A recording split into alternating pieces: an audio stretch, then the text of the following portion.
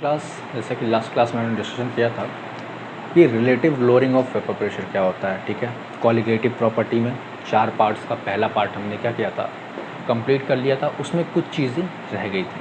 ठीक है, उसको हम आज डिस्कस करेंगे और उसका दूसरा पार्ट हम शुरू करेंगे। ठीक है, अब देखिए क्या है, इस चैप्टर में क्वालिटेटिव प्रॉपर्टी से बहुत सारे क्वेश्चंस पूछते हैं। ठीक है, अच्छा खासा नंबर ऑफ़ क्वेश्चंस आपको मिलेंगे।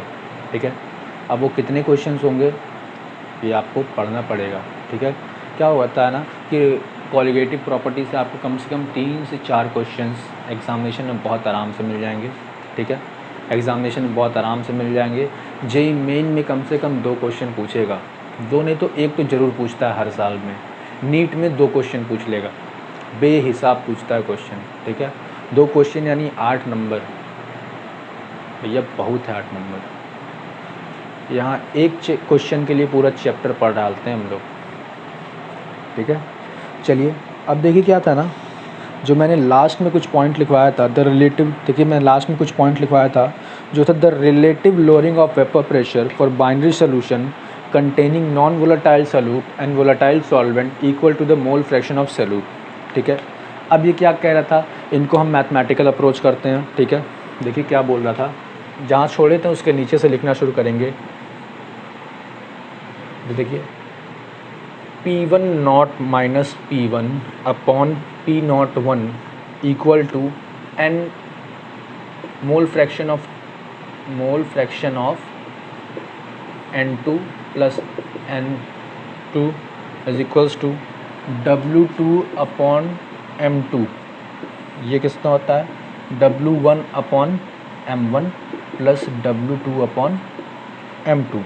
ठीक है, ये क्या हो गया, मोलर मास के फॉर्म में आ रहा है। ठीक है, for dilute solution that is concentration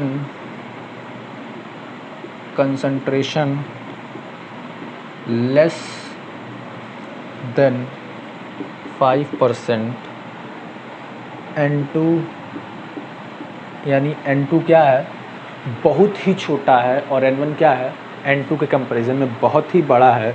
तब देखिए P01 minus P1 upon P01 equal to N2 upon N1 equal to W2 into M1 upon M2 into W2। ठीक है, नेगलेक्ट, अब यहाँ पे देखिए क्या है, नेगलेक्ट N2 फ्रॉम डिनोमिनेटर।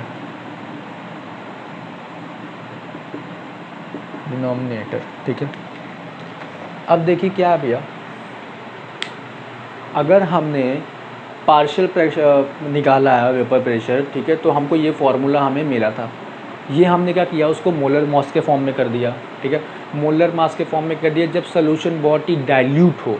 ठीक है, डाइल्यूट इन सेंस क्या है, सॉल्वेंट की मात्रा बहुत कम हो, यानी N2 जो कंपोनेंट हमने मिलाया है। ठीक है, N2 जो हमने कंपोनेंट मिलाया है वो क्या बहुत कम मात्रा में मिलाया है, यानी N1 का कंसंट्रेशन बहुत ज़्यादा है।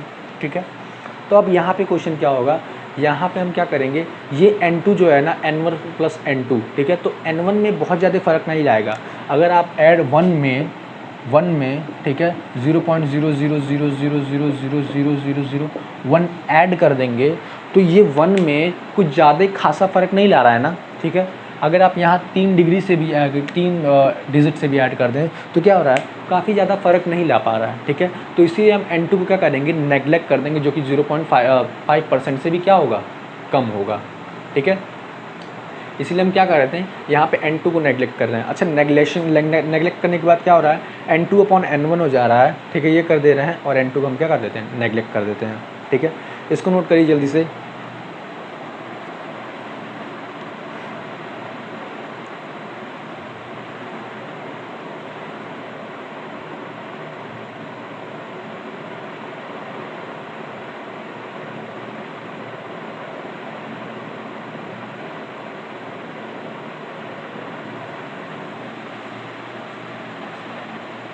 ये नोट हो गया। अब एक नोट लिखना है। ठीक है, एक नोट लिखेंगे colligative property of relative lowering of vapour pressure का, ठीक है। उसके बाद हम पढ़ेंगे elevation in boiling point of solvent, sorry solute, solute है ना, हाँ सल्यूट सॉल्वेंट का है, सॉरी, ठीक है। चलिए भैया नोट लिख लीजिए जल्दी से, एक नोट लिख लेते हैं फिर ख़त्म करते हैं इसको, ये वाला टॉपिक, ठीक है। According to the above statement, the relative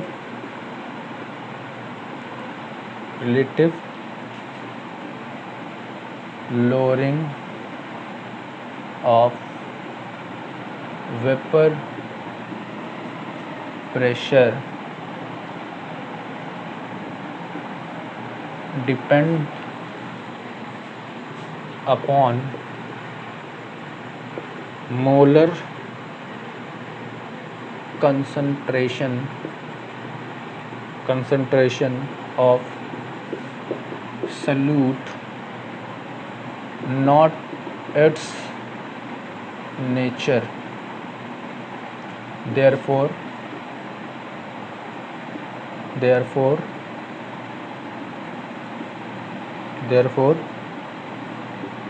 relative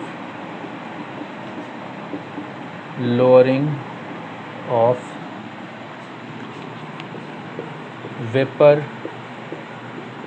pressure is a qualitative T by, ठीक है। हमने प्रूव भी कर दिया कि क्वालिटेटिव प्रॉपर्टी है, ठीक है। अच्छा देखिए बोल क्या रहे हैं, क्या कहने की कोशिश क्या कर रहे हैं इस वाले लाइन में, अकॉर्डिंग टू अबव स्टेटमेंट, यानी इसके पहले जो हमने लाइन लिखे हैं, जो हमने डिस्कवरी मतलब जो हमने पढ़ा है, ठीक है, जो हमने ढूंढा है, ठीक है, वो क्या बताता है कि वेपर प्रेशर किसके ऊपर डिपेंड करता है, मोलर कंसंट्रेशन के ऊपर, यानी मोलर मास जितना ज़्यादा होगा, मॉलिक्यूलर जितना ज़्यादा होगा, उतना ही क्या होगा, उससे क्वालिटेटिव प्रॉपर्टी होगी। तो ये बोल देते हैं the relative lowering of vapour pressure is the qualitative property, ठीक है। ये क्या करते हैं, यहाँ पे कंफर्मेशन देते हैं कि हाँ ये ऐसा होता है, ठीक है। अब elevation in boiling point of solvent, ठीक है, इसको नोट करिए जल्दी से।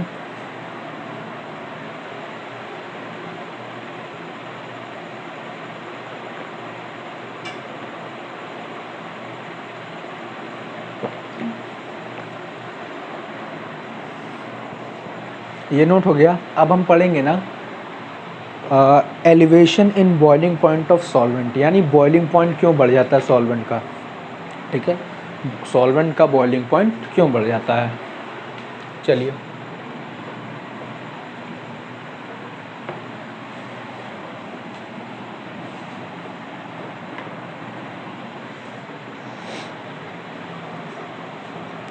चलिए भैया, elevation in boiling point of solvent,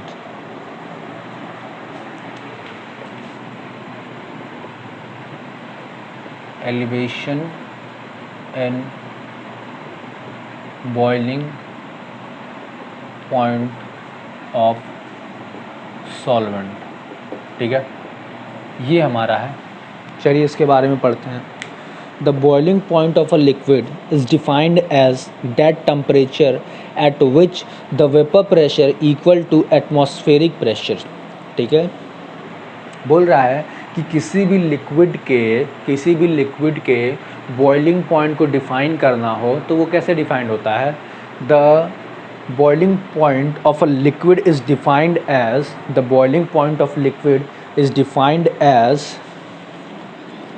the temperature at which the vapour pressure equal to atmospheric pressure, ठीक है। वो टेम्परेचर पे जब वेपर प्रेशर और एटमॉस्फेरिक प्रेशर क्या होता है, सेम हो जाता है, उसी को हम क्या बोलते हैं, बॉइलिंग पॉइंट बोलते हैं, ठीक है। अब क्या होता है, हमारा एटमॉस्फेरिक प्रेशर कितना होता है, या तो 1 atm होगा, या 1.013 बार होगा, ठीक है, या 760 mm होगा, या 76 होगा, ठीक है। अब चलिए भैया क्या है, बोल रहा है कि जो हमारा बॉइलिंग पॉइंट होना चाहिए, ठीक है, उस टेम्परेचर पे आना चाहिए जब वेपर प्रेशर, बॉइलिंग पॉइंट कब मिलता है हमको, वो टेम्परेचर होता है जब हमारा वेपर प्रेशर और एटमॉस्फेरिक प्रेशर बराबर हो जाए, ठीक है। यानी प्रेशर किसके बराबर हो जाए, या तो 1 atm के बराबर हो जाए, या क्या हो जाए प्रेशर 1.016 बार के, 0.16 बार है ना, 0.13 बार है, 13 बार्स के बराबर हो जाए, या फिर किसके बराबर हो जाए 760 mm के बराबर हो जाए, ठीक है। तो ये प्रेशर इतना हमको मिलेगा, तभी हमको क्या मिलेगा, बॉइलिंग पॉइंट मिलेगा, ठीक है। तो अब क्या हो रहा है, let T naught be boiling point of your solvent, ठीक है। अब देखिए मैं इसका लिख देता हूँ, ठीक है, एलिवेशन इन बॉइलिंग पॉइंट का क्या होता है, ठीक है। उसके बाद मैं इसको सॉल्व करते करते इसको सॉल्व करा, जब सॉल्व हम लोग हो जाएगा, ठीक है। चलिए, the boiling point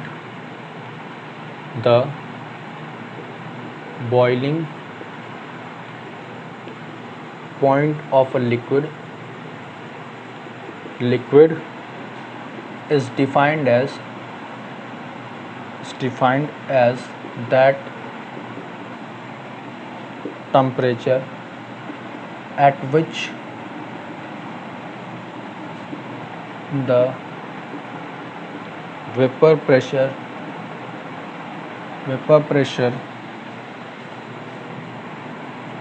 equal to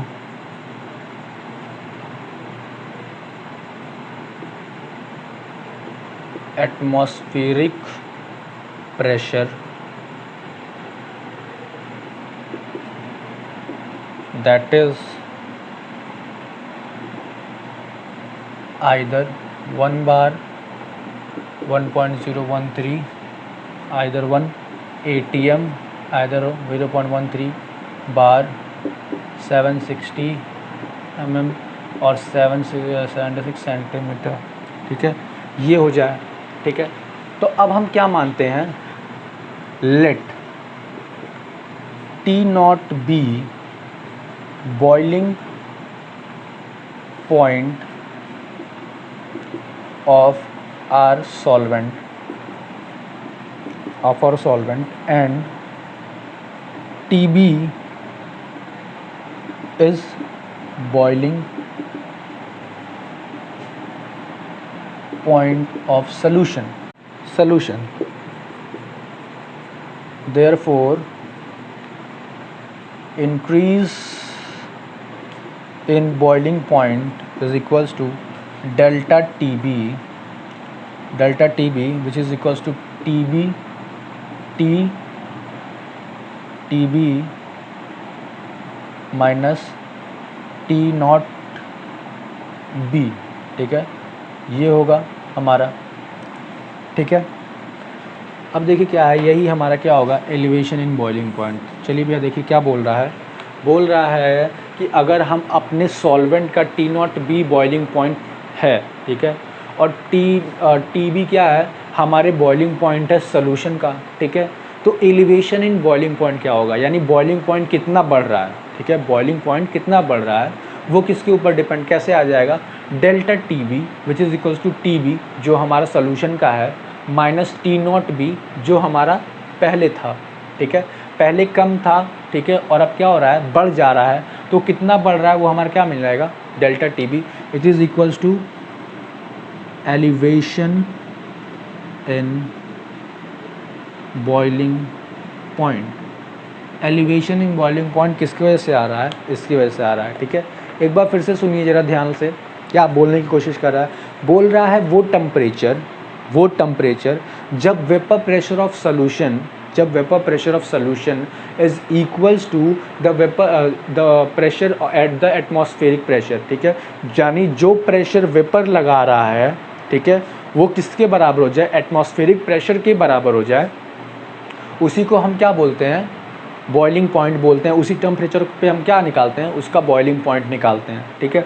अब क्या होता है, अब अगर हम मान लेते हैं कि हमारे सॉल्वेंट का boiling point T not B है, ठीक है, और हमारा जो सोल्यूशन है उसका बॉइलिंग पॉइंट T नॉट है, ठीक है। तो अब अगर हम दिखा लेंगे एलिवेशन इन बॉइलिंग पॉइंट अगर हमें निकालना है, तो हमें क्या निकालना पड़ेगा, बाद में हमारा टेम्परेचर कितना हो जा रहा है, बॉइलिंग पॉइंट कितना हो रहा है और पहले कितना था, ठीक है। अब क्या हो रहा है, पहले वाले से बढ़ रहा है, तो ये बढ़ा है तो इसमें से माइनस करेंगे, ठीक है। तो हमें डेल्टा टी बी मिल जाएगा, यानी वो डेल्टा टी बी हमें क्या बताएगा, एलिवेशन इन बॉइलिंग पॉइंट बताएगा। क्या बताएगा, एलिवेशन इन बॉइलिंग पॉइंट बताएगा। इसको नोट करिए।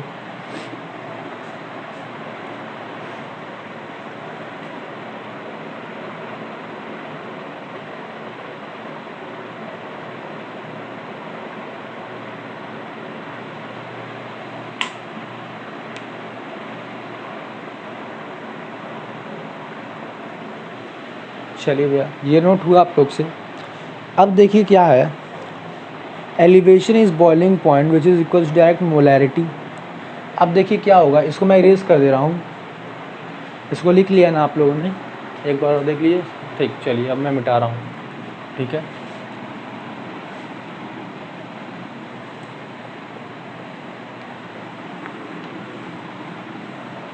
ठीक है, अब देखिए क्या है, बोल रहा है एलिवेशन इन बॉइलिंग पॉइंट, ठीक है।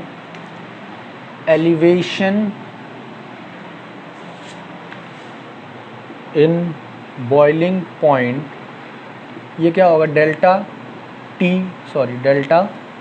टी बी के बराबर होगा, और एक किसके प्रोपोर्शनल है, directly small m which is क्या, मोलैरिटी, ठीक है, मोलैरिटी, ठीक है। अब delta T B directly proportional to क्या, के बी इंटू एम, ठीक है। अब यहाँ पे के बी क्या है बताइए, के बी क्या है, K B is the molar elevation constant, ठीक है। अब देखिए क्या हो जाएगा यहाँ पे, delta T B is equals to K B into molarity कैसे निकालते हैं, W2 इंटू 1000 अपॉन क्या, W1 kg, ठीक है। ये हमारा होता था, क्या होता है, हमें मोलैरिटी निकालनी रहती है तो क्या करते हैं, मोल, ठीक है, अपॉन मोलर मास इंटू 1000, ठीक है। ये आ गया हमारा, ठीक है। ये हमारा फॉर्मूला हो गया एलिवेशन इन बॉइलिंग पॉइंट का, ठीक है। ये एलिवेशन इन बॉइलिंग पॉइंट का फॉर्मूला हो गया। ये किस में, ग्राम में है, सॉरी ये ग्राम में रहेगा, ठीक है। अब देखिए क्या है, के बी क्या है हमारे यहाँ पे, के बी क्या है, मोलर एलिवेशन कांस्टेंट, और ELUIS इलुप्टिक constant, KB। KB is function of normal natural, KB is a function of natural of solvent, natural नहीं, नेचर होगा, मैंने गलत लिख दिया लग रहा है नोट्स में, ठीक है। The unit of KB is kelvin kg per mole, और केल्विन पर मोल, ठीक है। That is KB is equals to delta TB, ठीक है, delta TB upon M, delta TB upon M which is equals to kg mole per kg, kelvin mole per kg, ठीक है। ये आ गया हमारे पास, ये हो गया, ठीक है। तो उन्होंने बोल क्या रहे हैं, वो क्या बोल रहे हैं हमसे कि जो मोलैरिटी है, ठीक है, जो एलिवेशन इन बॉइलिंग पॉइंट है TB, वो मोलैरिटी के डायरेक्टली प्रोपोर्शनल है, ठीक है। अब ये क्या हो रहा है, ये हमने फार्मूला उसको रखा, ये चीज़ निकाला, ठीक है। अब KB क्या है, मोलर एलिवेशन कांस्टेंट, ठीक है। मोलर एलिवेशन कांस्टेंट यानी एक मोल में कितनी बढ़ोतरी हो रही है उसके ऊपर डिपेंड करता है, ठीक है। इसको हम क्या बोलते हैं, इलिस्क्यूपिक कांस्टेंट भी बोलते हैं, ठीक है। अब KB क्या है, is a function of nature of solvent. अब क्या है, KB किसके ऊपर डिपेंड करता है, किसका फंक्शन है वो, nature of solvent. Nature of solvent किसके ऊपर डिपेंडेंसी है, ठीक है, कैसे सॉल्व होता है, ये उसके ऊपर डिपेंडेंस करता है, ठीक है। The unit of KB is kelvin KG पर मोल और केल्विन पर मोलैरिटी, ठीक है। ये हो गया हमारे पास, ये हमारा क्या था, ये हमारा एलिवेशन इन बॉइलिंग पॉइंट था। बॉइलिंग पॉइंट में क्यों बढ़ोतरी होता है, कैसे होता है, ये उसके लिए था। इसको नोट करिए।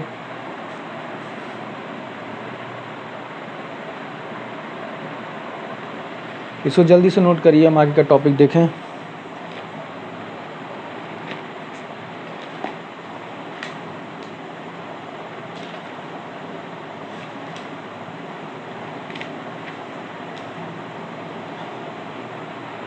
इसको मैं मिटा रहा हूँ।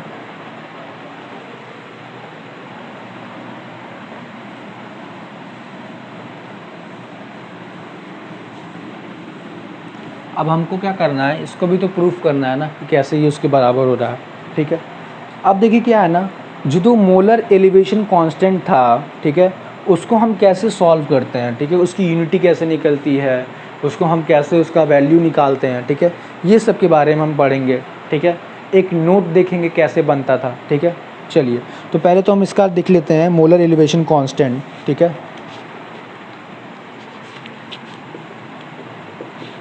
हेडिंग डालिएगा मोलर एलिवेशन कांस्टेंट, ठीक है। It may be defined as elevation in boiling point when the molarity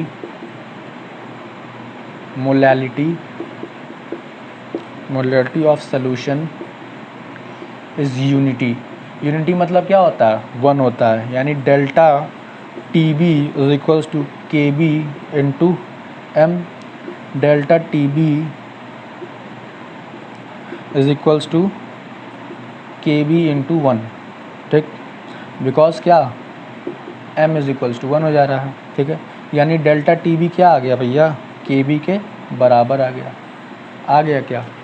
चलिए, ये हमारा आ गया, हमने उसकी क्या निकाल दी, वैल्यू निकाल दी, ठीक है। कब, ये यूनिटी के जब होगा तो क्या होगा, ठीक है, मोलर एलिवेशन कांस्टेंट, ठीक है। इसको नोट कर लीजिए, ठीक है। कुछ एक स्पेसिफिक लाइन है, मैं उसे कल लिखवाऊंगा, और आगे हम पढ़ेंगे depression in freezing point of solvent,